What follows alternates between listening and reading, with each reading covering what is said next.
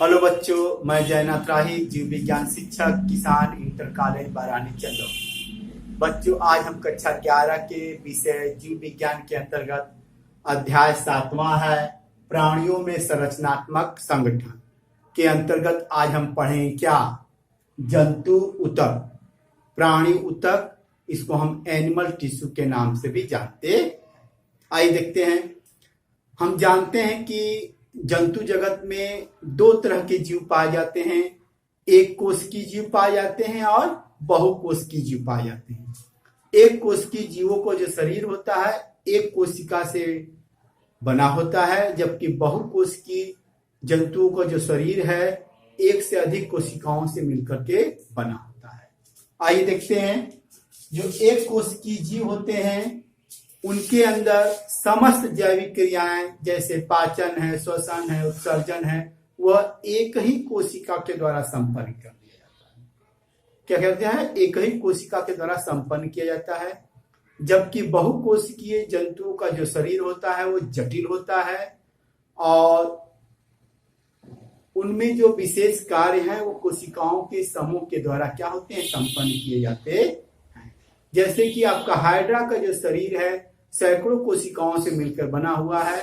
सभी कोशिकाएं मिलकर के एक विशेष कार्य को संपन्न करती हैं। ठीक इसी तरह मानव में जो शरीर है वो अरबों कोशिकाओं से मिलकर बना हुआ है। ये संगठित रूप से क्या होते हैं? शरीर कार्य को संपन्न करती है। एक क्वेश्चन उठता है किस तरह ये कार्य करते हैं।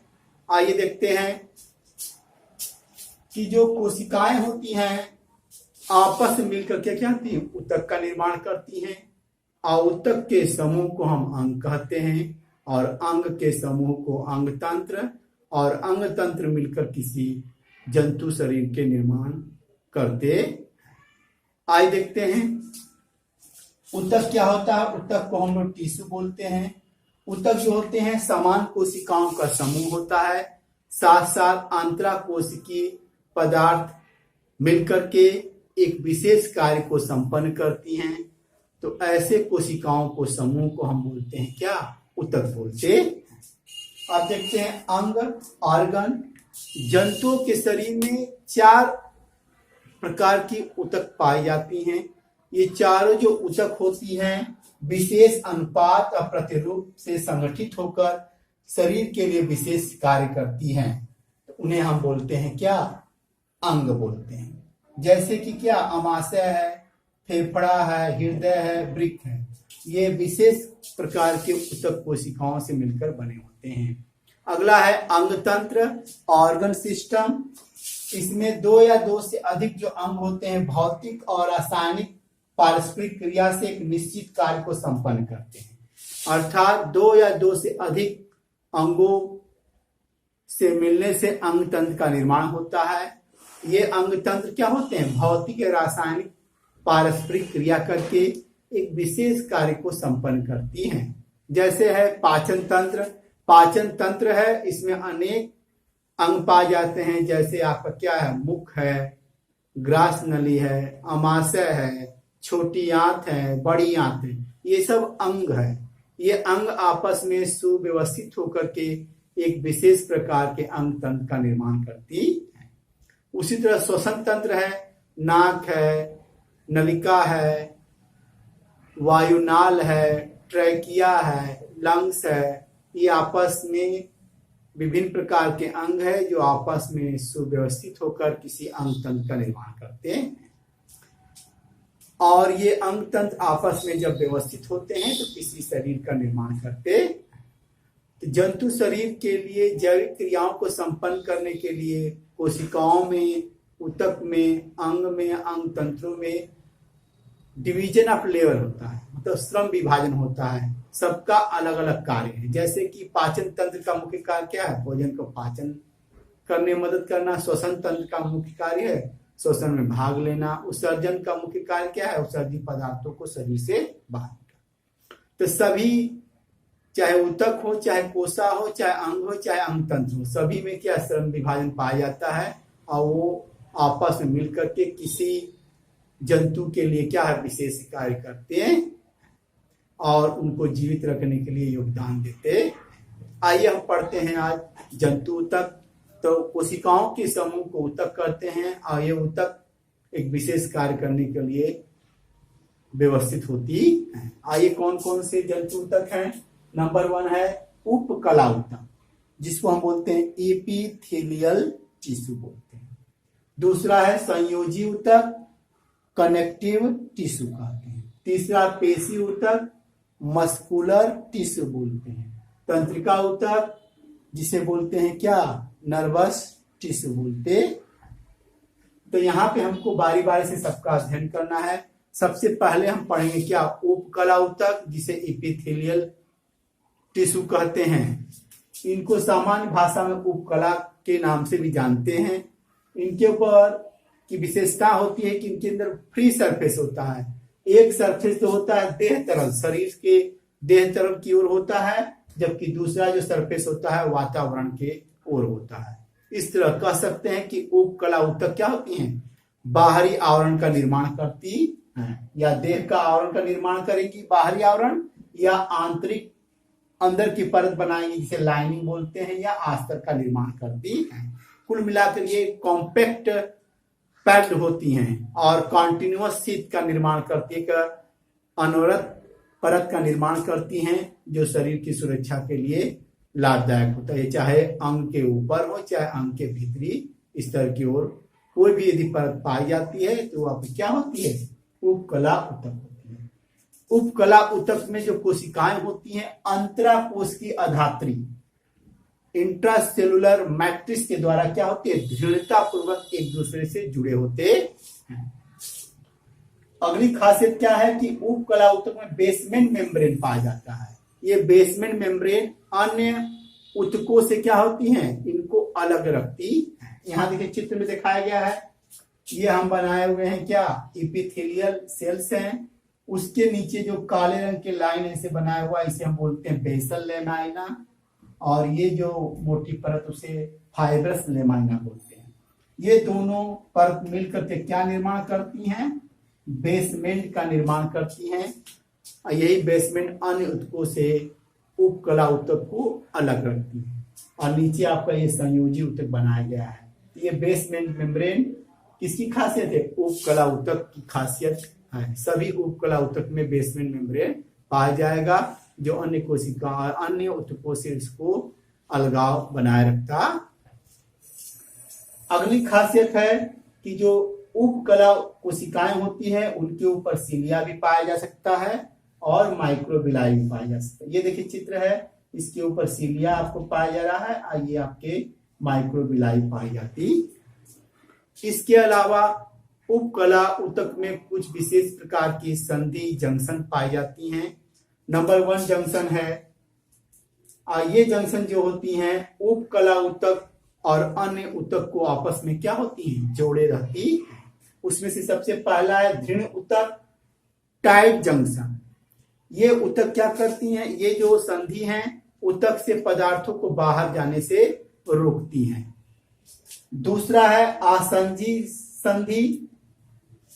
ये जो संधि है वो क्या करती है, कोशिकाओं को मतलब आपस के जो पास की कोशिकाएं होती हैं उनके कोशिका द्रव को आपस में जोड़ने का काम करती है, अर्थात ये एंकरिंग का काम करती हैं, एक दूसरे को जोड़ने के काम करती हैं।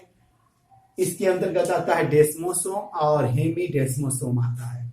तीसरा है अंतराली संधि है, गैप जंक्शन बोलते हैं। ये इनका मुख्य कार्य क्या है कि पदार्थों के स्थानांतरण में मदद करते हैं। एक कोशिका से दूसरे कोशिका में आयन हुए, मॉलिक्यूल हुए या अन्य पदार्थ हुए, वो इन्हीं गैप जंक्शन के द्वारा एक कोशिका से दूसरे कोशिका में जाती है। इस तरह कह सकते हैं कि उपकला ऊतक का पहली जो खासियत है अंतराकोश की अधात्री के द्वारा कोशिकाएं जुड़ी होती हैं। दूसरी खासियत है इनके अंदर बेसमेंट मेम्ब्रेन पाया जाता है। तीसरी है इनके ऊपर सीलिया या माइक्रोबिलाई का आवरण पाया जाता है। और चौथी है इनके अंदर विशेष प्रकार के संधि जंक्शंस पाए जाते। उपकला ऊतक के अंतर्गत हम उनके प्रकारों के बारे में अध्ययन करेंगे। टाइप्स ऑफ एपिथेलियल टिश्यू, आइए कौन कौन से हैं। संरचना के आधार पे दो तरह के उपकला ऊतक हैं, सरल उपकला ऊतक, संयुक्त उपकला ऊतक। जो सरल उपकला ऊतक होते हैं वो एक ही स्तर के बने होते हैं, उनके अंदर सिंगल लेयर होता है, जबकि संयुक्त उपकला ऊतक के अंदर दो या दो से अधिक कोशिकाओं का स्तर होता है। यहाँ पे जो कोशिकाओं का स्तर होता है वो सिंगल होगा, जबकि यहाँ कोशिकाओं का स्तर दो या दो से अधिक होगा। आप देखते हैं कार्य, सरल उपकला ऊतक का मुख्य कार्य क्या है? देह गुहाओं, वाहिनियों, नलिकाओं के आंतरिक भागों की क्या होती हैं? आस्तर का निर्माण करती हैं। जैसे ये मान लीजिए पाइप है, इस पाइप के अंतर्गत ये जो दीवार होगी वो किसकी बनी होगी? सरल उपकला की बनी होगी। इसके अंदर देह गुहाओं, वाहिनियों, नलिका के अंदर। जबकि संयुक्त उपकला का मुख्य कार्य क्या है? रक्षात्मक कार्य है, सुरक्षा को प्रदान करना होता है, जैसे हमारी त्वचा है। आइए इनके संरचना के हिसाब से इनके प्रकार देखते हैं। सरल उपकला तीन प्रकार के होते हैं: सल्की उपकला, घनाकार उपकला ऊतक, स्तंभाकार उपकला ऊतक। सल्की उपकला ऊतक आपके डिजाइन दिख रहे हैं, ये अनियमित आकार के होते हैं, जबकि घनाकार घन के आकार के हैं और स्तंभाकार थोड़ा लंबे होते हैं। और इनकी खासियत है इनके बेस के पर ही क्या होते हैं? केंद्रक पाए जाते हैं, और उसके अपर सरफेस पे, फ्री सरफेस पे सिलिया या माइक्रोबिलाई पाए जाएंगे। इसी तरह संयुक्त उपकला देखिए वही है, बस संयुक्त नाम पड़ा है। यहाँ एक लेयर का परत है, यहाँ एक से अधिक लेयर की परत है। ये संयुक्त सल्की उपकला है, ये संयुक्त घनाकार उपकला है, यह संयुक्त स्तंभाकार उपकला है। यहाँ पे एक से अधिक, दो या दो से अधिक स्तर पाए जाएंगे, यहाँ पे केवल एक स्तर पाया जा रहा है।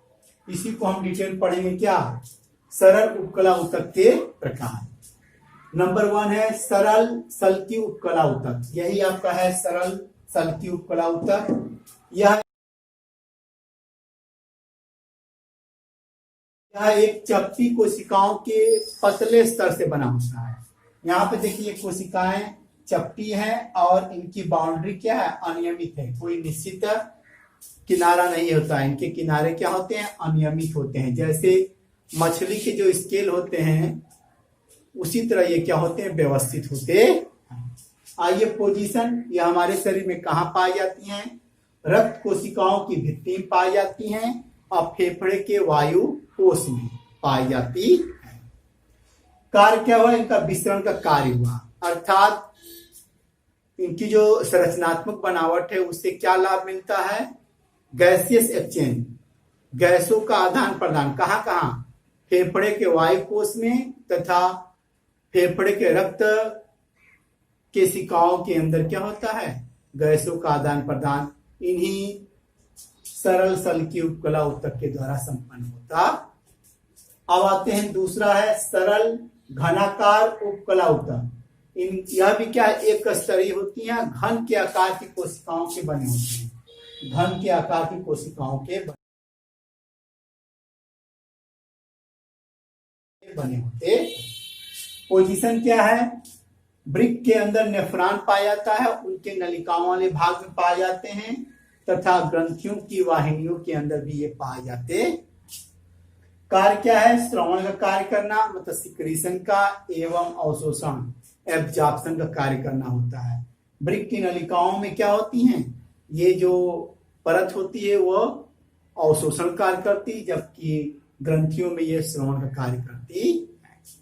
आइए तीसरा है सरल स्तंभाकार ऊतक। यह भी लंबी एवं पतली कोशिकाओं का बना होता सिंगल स्तर होता है। इनके आधारीय भाग पे क्या? बड़ा सा केंद्रक होता है। मुक्त सतह पे यहाँ पे क्या होते हैं? सूक्ष्मांकुर, माइक्रोबिलाई या सिलिया पाए जाते। पोजीशन क्या है? ये सिलिया युक्त या सूक्ष्मांकुर युक्त जो आपका स्तंभीकार ऊतक है वो अमाशय की दीवारों में आंत जनन पथ में पाए जाते हैं। इनका भी मुख्य कार्य क्या है? श्रवण एवं अवशोषण में भाग लेना है। हम बच्चों अब हम देखेंगे कुछ विशेष प्रकार की उपकलाएं होती हैं, उपकला ऊतक होते हैं। पहला उसमें है क्या, पछमाभी उपकला, सिलिएटेड एपिथेलियम।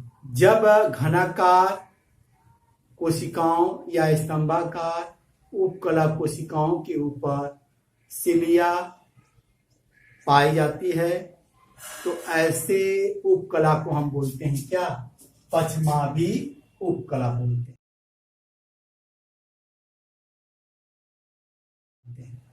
कहाँ पोजीशन है, यह खोखले अंगों के भीतरी सतह को निर्माण करती है।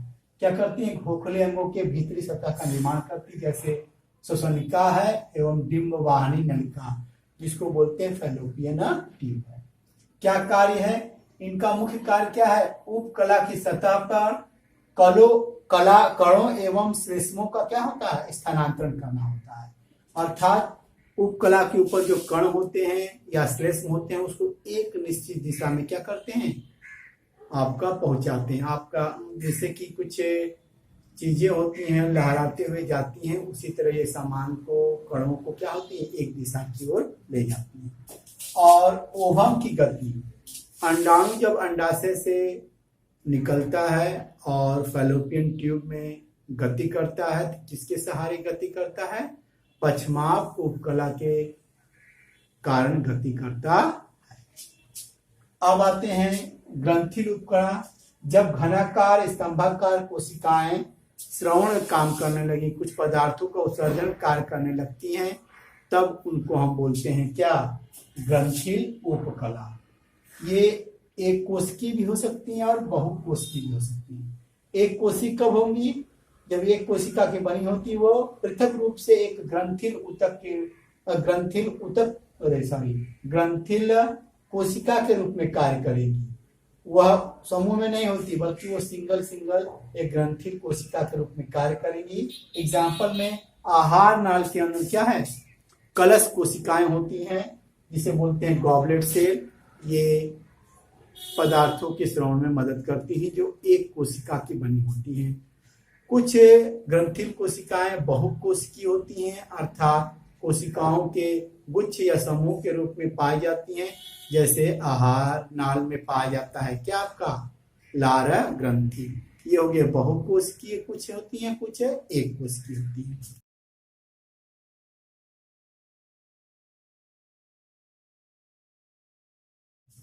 अगला देखिए, स्रावी कोशिकाओं के स्राव के निष्कासन के आधार पे, जो स्रावी कोशिका होती हैं अपने स्राव को कहाँ निकालती हैं, उस आधार पे दो तरह की ग्रंथियां पाई जाती है। नंबर 1 है क्या, वही स्रावी ग्रंथि, इसे बोलते हैं एक्सोक्राइन ग्लैंड, इसे नलिका युक्त ग्रंथि भी कहते हैं, डक्ट युक्त ग्रंथि भी कहते हैं, क्योंकि वही स्रावी जो ग्रंथियां होती हैं अपने पदार्थों को नलिका में निकालती हैं और नलिका से होते हुए वह टारगेट अंगों तक पहुंचता है। तो वही स्रावी ग्रंथियां कई होती हैं जो विभिन्न प्रकार के पदार्थों का स्राव करती हैं। श्लेष्म का भी स्राव होता है इसी से, लार ग्रंथि से लार का स्राव होता है, मोम ग्रंथि से मोम, तेल ग्रंथि से तेल, दुग्ध ग्रंथि से दुग्ध, और पाचन ग्रंथियों से क्या होता है, एंजाइम का स्राव होता है। ये सभी किसका उदाहरण है, वही स्रावी ग्रंथि के उदाहरण है। अब आता है अंतःस्रावी ग्रंथि, इसको बोलते हैं इंडोक्राइन ग्लैंड। इसके अंदर नलिका नहीं होती है, इसीलिए अंतःस्रावी ग्रंथियों को नलिका विहीन ग्रंथि कहते हैं। ये अपने पदार्थों को ब्लड में निकालती हैं, रक्त में निकालते हैं, और रक्त से वो टारगेट ऑर्गन तक पहुंचता है। अंतःस्रावी ग्रंथियों से कौन सा पदार्थ निकलता है, हार्मोन्स का स्राव होता है। इस तरह हमने क्या पढ़ा, सरल उपकला ऊतक के बारे में पढ़ा। अब हम पढ़ते हैं क्या, संयुक्त उपकला। हम जानते हैं कि संयुक्त उपकला बहुस्तरीय होता है, एक से अधिक कोशिका के स्तरों से बनी होती हैं। इनका कार्य जो है श्रवण और अवशोषण में कम भूमिका है, अर्थात ये श्रवण और अवशोषण में ज्यादा भाग नहीं लेते, बल्कि ये रक्षात्मक कार्य के लिए जानी जाती है। यह रासायनिक या यांत्रिक प्रतिबलों से हमारी रक्षा करती हैं। कहाँ कहाँ ये पाई जाएंगी, त्वचा की सूक्ष्म सतह के ऊपर ये पाई जाती हैं, मुख गुहा की नम सतह के ऊपर पाई जाती है, इसे अंदर है, लाल ग्रंथियों अग्नाशय की वाहिनियों के भीतरी आस्तर को ये क्या करता है, ढकता है और रासायनिक और फिजिकल प्रतिबलों स्ट्रेसों से क्या होती है, हमारी रक्षा करते। इस तरह हमने क्या पढ़ा, जंतु में 4 ऊतकों में पाए जाने वाला ये पहला ऊतक है क्या, उपकला ऊतक को हमने पढ़ा। हम आशा करते हैं कि आपको ये वीडियो समझ में आया होगा। धन्यवाद, नमस्कार।